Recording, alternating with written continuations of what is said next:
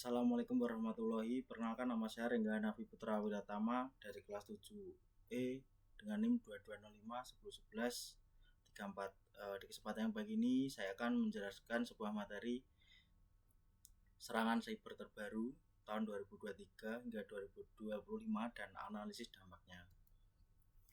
Saya lihat di sini ada tujuan dan latar belakang, ada konteks digital dan pemetaan strategi pertahanan. Jadi harapannya dengan materi yang saya sampaikan kita bisa memahami apa itu sebuah evolusi ancaman cyber dari tahun 2023 hingga tahun 2025 serta bisa menganalisis dampaknya.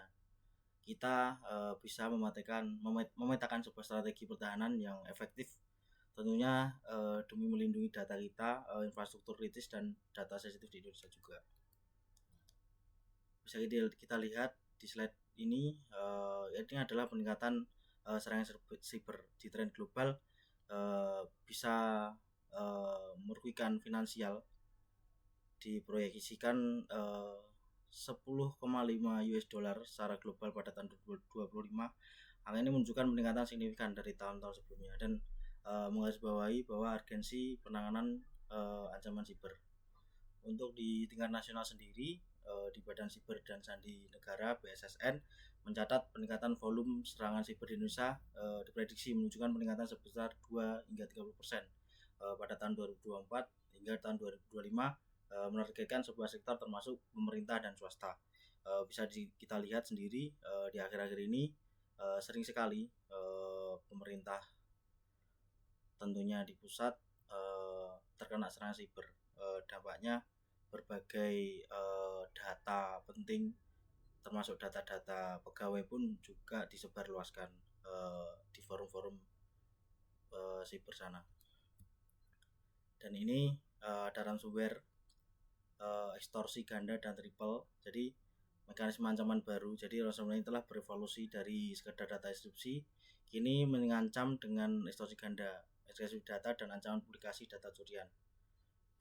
Menargetkan pelanggan atau mitra korban yang menekankan pembayaran tebusan. Jadi sifatnya ransomware itu adalah dengan masuk ke sistem kita, lalu nanti akan menginfeksi. Ketika nanti setelah terinfeksi, mereka akan mengirimkan sebuah pesan atau tebusan supaya data kita tidak hilang.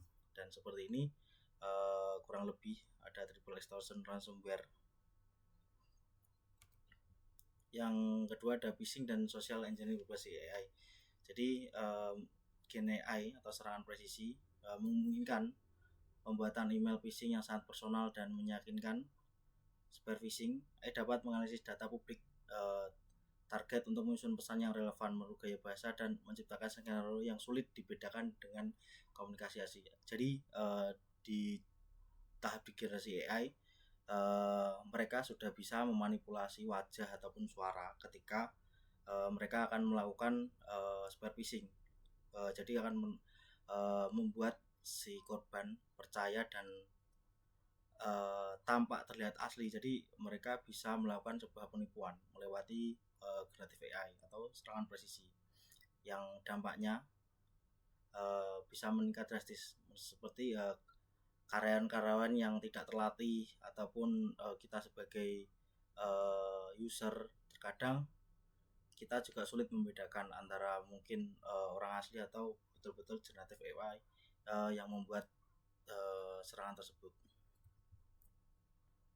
Dan ini ada supply chain attack.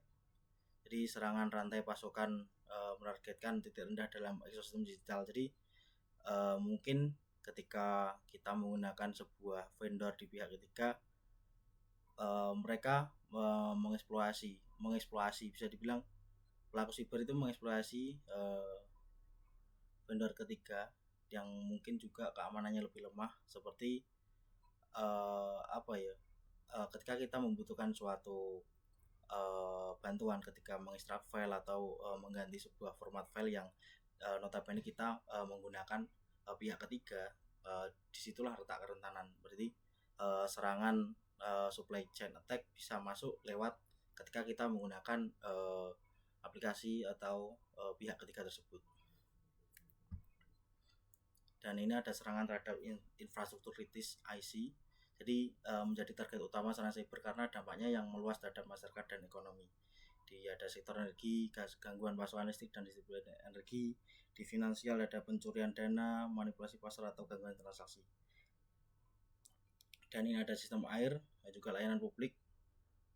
Jadi motivasi para cyber itu sangat bervariasi, mulai dari sabotase ekonomi hingga tujuan politik untuk menciptakan sebuah ketidakstabilan sosial.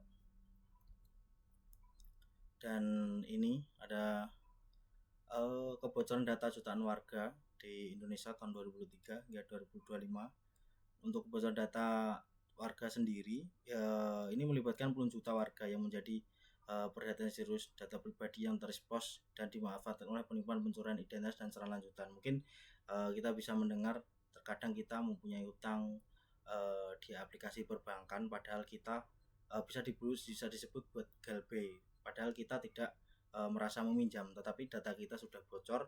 Akhirnya para cyber menggunakan itu untuk kepentingan pribadi mereka, menggunakan identitas kita dan meminjamkan uang di aplikasi perbankan. Dan juga ini ada gangguan layanan publik atau serangan distribusi denial of service atau DDoS atau ransomware telah menyebabkan gangguan layanan publik esensial. Ini dapat merugikan masyarakat dengan menunjukkan pentingnya ketahanan siber di sektor publik. Ketika terkadang kita menggunakan mungkin bisa dibilang aplikasi milik pemerintah ataupun apa, terkadang di situ masih rentan dan gampang terkena serangan siber. Mungkin kita bisa menganalisis dampak dan reputasinya. Jadi dampak langsung mungkin kita sangat-sangat membutuhkan banyak sekali uang ketika kita melakukan proses pemulihan sistem dan juga investigasi forensik. Terkadang pembayaran ini juga membutuhkan tebusannya sangat besar, jadi sangat menguras tabungan kita, karena ketika ransomware sudah masuk, mereka selalu akan minta tebusan, karena kalau kita sampai tidak bisa membayar tebusan, nanti kan data kita akan betul-betul hilang. Yang tentunya juga berdampak jangka panjang juga akan menjadi kerugian reputasi dan menyebabkan hilangnya trust pada pelanggan atau calon investor kita ketika kita membangun sebuah startup dan kita terdapat serangan seperti itu. Dan kita bisa dilihat di sini ada defect. Jadi AI memungkinkan membuat malware adaptif yang dapat belajar dari lingkungan yang mudah deteksi, juga memfasilitasi serangan otomatis yang lebih canggih dan seperti pencarian kerentanan. Jadi dengan adanya AI dan defect memungkinkan serangan-serangan siber yang lebih modern sangat susah untuk kita lakukan pencegahan, terutama di defect, karena defect sendiri bisa melakukan manipulasi video dan suara, menciptakan ancaman sosial yang tinggi. Pelaku dapat menurut identitas eksekutif atau tokoh penting yang meminta informasi rahasia, otoritas transfer data yang sulit dibedakan dari yang asli. Dan ini ada zero trust dalam landscape ancaman siber yang terus berkembang. Pendekatan never trust, always very atau zero trust telah menjadi fondasi keamanan yang tak terpisah. Konsep ini bisa dibilang autentikasi dan otorisasi yang ketat setiap entitas perangkat yang mencoba mengakses sumber daya jaringan, terlepas dari lokasi atau apakah mereka berada dalam parameter jaringan tradisional. Jadi zero trust berkembang. Jadi bisa dibilang gini, ketika sebuah perangkat ataupun aplikasi yang mungkin bisa terlihat sudah sangat kuat, akan tetapi mereka itu bisa masuk dari berbagai macam lini. Jadi sangat-sangat bisa susah kita bedakan antara betul-betul itu sebuah pancingan dari serangan siber modern ataupun tidak. Jadi ini prinsip-prinsip zero trust, never trust, always verify Selalu autentikasi dan orientasi berdasarkan semua titik data yang tersedia. Akses hak istimewa kita bisa berikan pengguna akses minimum yang diperlukan untuk menyelesaikan sebuah tugas. Ini ada segmentasi mikro bagi jaringan menjadi segmen-segmen kecil untuk membatasi pergerakan lateral ancaman. Dan ini ada enkripsi data, lindungi semua data yang bergerak dan saat tidak aktif memberikan enkripsi yang kuat. Dan ini ada keamanan berbasis AI penggunaan kecerdasan buatan merevolusi kemampuan definisi dalam keamanan siber, mampu menganalisis volume data keamanan yang sangat besar dan dalam hitungan detik. Jadi bisa mengidentifikasi pola anomali yang mungkin terlewatkan oleh manusia. Juga teknologi deteksi anomali real time. Jadi mereka bisa mendeteksi sebuah anomali secara real time dan bisa mempelajari dari pola-pola yang jaringan yang normal ataupun tidak normal. Sehingga setiap ada penyimpangan ataupun terjadi potensi-potensi ancaman atau malware yang baru atau aktivitas yang mencurigakan dan upaya-upaya caranya canggih bisa dideteksi oleh keamanan yang berbasis AI karena dia selalu mempelajari pola-pola yang terbaru. Bisa kita bilang juga di sini lebih jauh lagi ada security orchestration atau automation and response bisa kita bilang soal memungkinkan respon otomatis terhadap insiden keamanan yang terdeteksi. Ini dapat memicu tindakan mitigasi. Jadi kita bisa melakukan mitigasi seperti mengisolasi perangkat yang telah terinfeksi. Bisa kita pernah kita bahas kemarin dengan kita bisa mematikan jaringan internet terlebih dahulu supaya mencegah infeksi sebuah ransomware itu masuk lebih jauh lagi. Dan ini ada peran AI dalam pertahanan siber.